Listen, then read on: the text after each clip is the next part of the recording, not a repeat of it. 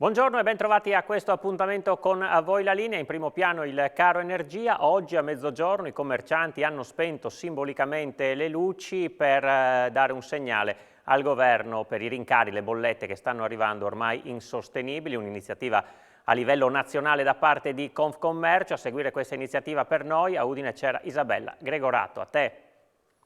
Anche i commercianti del Friuli Venezia Giulia hanno aderito alla campagna nazionale di Confcommercio di abbassare le luci, di spegnere le luci nelle loro attività. Tra l'altro proprio in contemporanea c'è una conferenza stampa a Roma di Confcommercio per chiedere al governo di prendere delle misure, delle iniziative per contenere i costi dell'energia. Siamo con il presidente della FIDA di Udine, Federazione dei Taglianti Alimentari, Andrea Freschi, che tra l'altro fa parte anche del Consiglio Nazionale, sempre della FIDA. Quindi voi oggi a mezzogiorno tutti insieme avete deciso di spegnere le luci? Noi, intanto lo facciamo questa cosa.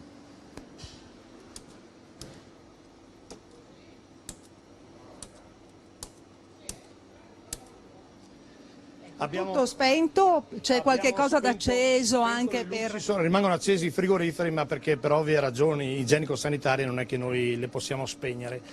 Anche perché lo spegnere le luci è un atto simbolico, nel senso che un'attività commerciale come questa, comunque di medio-piccole dimensioni o comunque sia qualsiasi tipo di altra attività, ha degli impianti che non possono essere spenti, perché noi abbiamo dei frigoriferi per la conservazione dei prodotti, abbiamo degli abbattitori per abbassare rapidamente la temperatura, abbiamo degli impianti di condizionamento che, vista poi anche l'andamento stagionale di quest'anno, non può essere in qualche modo spento. Naturalmente tutte queste cose sono cose che vanno ad incidere su quelli che sono i costi aziendali, anche molto di più rispetto a quelli che sono gli impianti di illuminazione. Però diciamo che oggi a livello simbolico, per in qualche modo così attrarre, accendere l'attenzione da parte di chi ci comanda, noi spegniamo le luci, come dico, in contemporanea con questa conferenza nazionale che viene fatta in questi momenti. Ecco, tra l'altro dobbiamo dire che appunto i costi energetici elevati non incidono esclusivamente nelle aziende che consumano tanta energia, ma incidono sui costi anche delle attività, delle piccole attività come questa. Certo, incidono in maniera importante. Un'azienda come questa si ritrova ad avere dei costi, delle bollette che sono raddoppiati, triplicati, quadruplicati anche in alcuni casi, e naturalmente tutto questo va a in qualche modo aggiungersi a quelli che sono dei costi normali di gestione dell'azienda. Naturalmente il tutto nell'immediato non viene riversato su quelli che sono i costi dei prodotti da parte dei consumatori, ma è inevitabile che nel tempo tutti questi che sono dei costi vadano per forza di cose a ripercuotersi su quelli che sono i costi che poi andranno a dover pagare i consumatori. Una cosa a cui tengo particolarmente così di portare l'attenzione è il fatto che naturalmente noi come aziende siamo pari a quelli che poi sono i nostri consumatori, nel senso che il consumatore si ritrova anche ad uso domestico ad avere delle bollette che sono raddoppiate e triplicate, e quindi alla fine si ritrova ad avere meno disponibilità economica e per forza di cose dovrà tagliare alcune cose. Ecco, e avete dovuto già applicare degli aumenti anche sui prodotti, perché nessuno, no, meglio sì, di Freschi può sapere se effettivamente anche i prodotti alimentari sono aumentati. Certo, ci sono degli aumenti importanti, in parte dovuti a quelli che sono i costi energetici, in parte dovuti anche a quelli che sono purtroppo la situazione internazionale. I costi dei prodotti sono in aumento, sappiamo tutti che gli indici nazionali sono intorno al 10%, specialmente per i prodotti agroalimentari, e quindi è inevitabile che anche noi in qualche modo andiamo a rovesciare questi che sono dei nostri costi su quelli che poi sono i prezzi che andranno a pagare i consumatori. Per il momento stiamo cercando di stringere parecchio la cinghia, ma non so quanto tempo ce la faremo ancora, oggettivamente. Ecco, un'ultima cosa che incide praticamente anche sulle gestioni delle attività, gli investimenti che si devono fare all'interno dell'azienda per consumare di meno.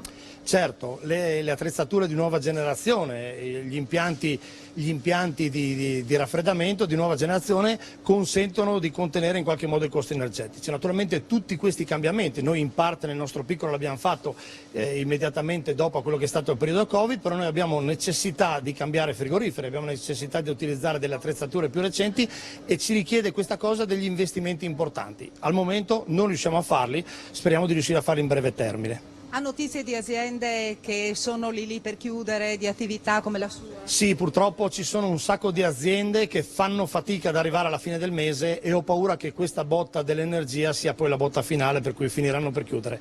Una cosa che è importantissima: le aziende che chiudono sono comunque dei posti di lavoro, sono delle famiglie che lavorano e che poi non riapriranno sicuramente.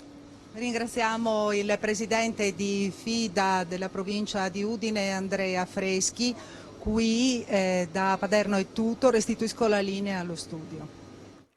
Grazie a Isabella Gregorato, voltiamo pagina, una storia tragica che arriva da Feletto di Tavagnacco, dove un gatto è stato ucciso con una freccia scoccata da una balestra. Sul fatto indagano i carabinieri, non è la prima volta che accade un episodio simile. Noi siamo andati a sentire Gabriella Gia, presidente dell'Associazione Amici della Terra, che si trova al canile di Porpetto in compagnia di Daniele Paroni. Sono con Gabriella Giaquinta, presidente dell'Associazione Amici della Terra. Ecco, Giaquinta, dobbiamo fare un approfondimento. C'è questa notizia di questo gatto infilzato con una balestra a Feletto Umberto. È un fatto ricorrente o no? Allora, che sia un fatto ricorrente, no, è successo anni fa in Viale Venezia a Udine, se non ricordo male, di un animale, non ricordo se cane o gatto, che era stato infilzato con una balestra. Però che per beghe tra vicini di casa a rimetterci siano poi gli animali, questo è un fatto, o potenzialmente a rimetterci è un fatto abbastanza ricorrente. Lo posso dire alla luce delle segnalazioni che ci arrivano di persone che ci segnalano un maltrattamento e però chiedono l'anonimato per paura di ritorsioni da parte, sa perché è il mio vicino di casa, sa perché è il mio parente, sa che è il mio vicino di casa, ho animali e ho paura che poi siano loro a rimetterci. Quindi è una cosa che non è così inusuale. Ecco, senta, un fatto simile era accaduto qualche tempo fa a Udine? Qualche anno fa, sì, io ricordo a memoria di una cosa analoga e se la memoria non mi tradisce era avvenuto in Viale Venezia, a Udine in Viale Venezia. Se andiamo a spulciare le cronache di qualche anno fa, ricordo che era successa una cosa analoga. Ecco, Giaquinta, dobbiamo dire, la balestra molto più raro, però esiste, come diceva lei, l'avvelenamento. Esiste l'avvelenamento e contrariamente a una volta quando il maltrattamento e l'uccisione di un animale era punito dall'articolo 727 del Codice Penale, ma lì era punito il sentimento della persona che veniva toccata da questa uccisione. Poi la legge italiana ha riconosciuto nell'animale un essere senziente, per cui il 727 è stato modificato e viene punita la sofferenza dell'animale. In più, sempre sul codice penale, e se non vado errata è l'articolo 544 bis, che condanna fino a 1 anno di reclusione l'autore di un'uccisione di un animale. Bene, io ringrazio Gabriella Giaquinta, presidente dell'Associazione Amici della Terra, restituisco la linea allo studio. Grazie a Daniele Paroni, ci spostiamo a Polcenigo dove verrà organizzata la seconda edizione del Festival Jazz River, organizzata dal Circolo Controtempo in collaborazione con l'amministrazione comunale. Dal 9 al 27 settembre i grandi nomi del jazz, i migliori artisti del territorio si ritroveranno in uno dei borghi più belli d'Italia.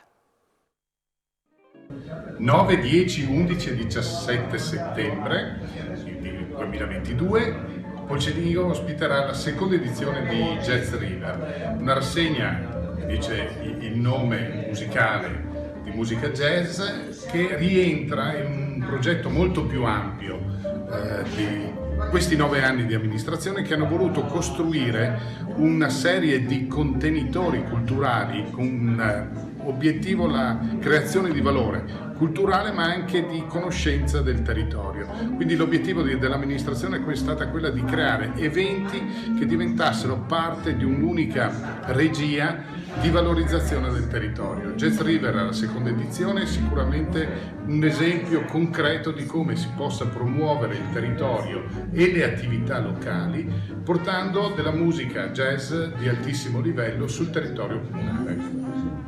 Quando abbiamo deciso di proporre al pubblico questo format.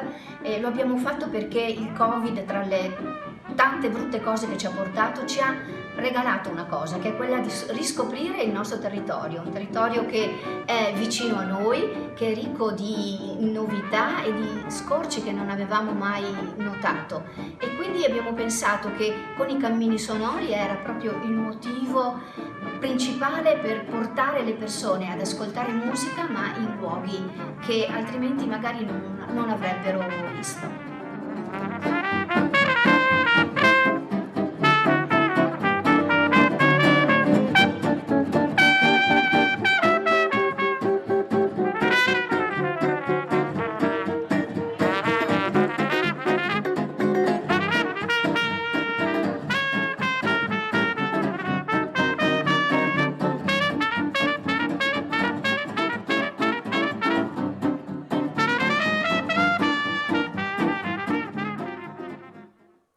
Finisce qui questa puntata di A Voi la Linea, grazie per averci seguito e buon proseguimento di giornata.